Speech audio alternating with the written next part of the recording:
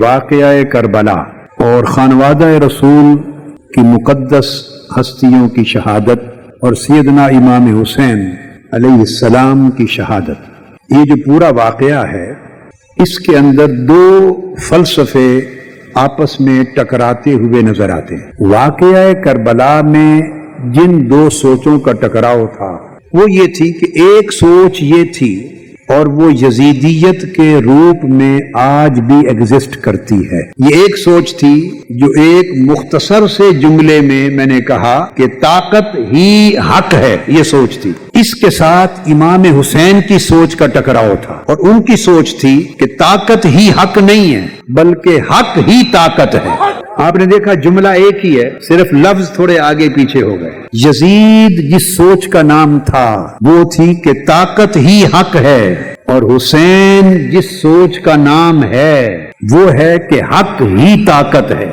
یعنی طاقت کی پرستش نہ کی جائے، طاقت کا ساتھ نہ دیا جائے، حق کا ساتھ دیا جائے۔ حق کا ساتھ دیتے ہوئے اگر طاقت آپ کو کچل بھی دے تو آپ پھر بھی زندہ جاوید ہیں۔ فلسفہ کربلا کا یہ ہے کہ حسین شہید ہو کر بھی زندہ ہو گئے، اور یزید تخت بچا کر بھی مردہ ہو گیا۔ یعنی جیت اور ہار کا مفہوم بدل دیا حسین نے۔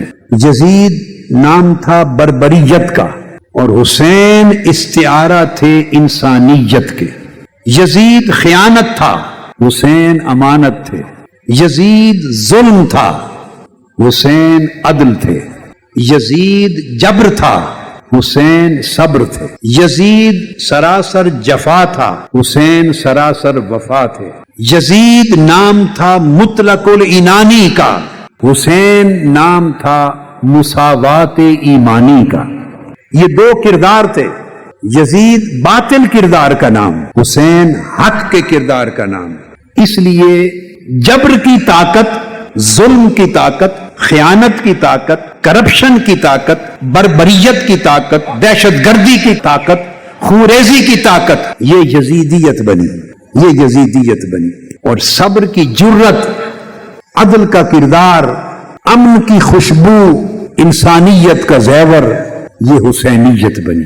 یزید سراسر کرپشن ہے، وہ سراسر کرپشن تھا۔ اس کی کرپشن کی 3 ڈائمینشنز تھی۔ یزید بانی بنا، بانی سیاسی کرپشن کا، یزید بانی بنا مالی کرپشن کا، اور یزید بانی بنا اخلاقی کرپشن کا۔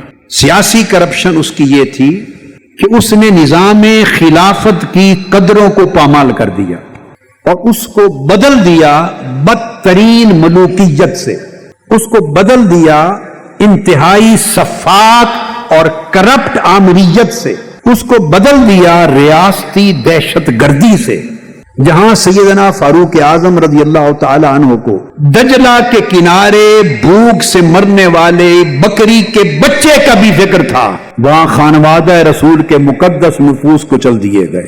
کتنا فرق تھا اس سوچ کا جو آقا علیہ السلام نے عطا کی تھی۔ امام حسین علیہ السلام اس سوچ کے امین تھے، اس سوچ کے وارث تھے۔ یزید نے خلافت راشدہ کی اور نظام رسالت کی تمام قدروں کو پامال کر کے بدترین کرپٹ اور سفاک آمریت کے نظام کو رائج کیا۔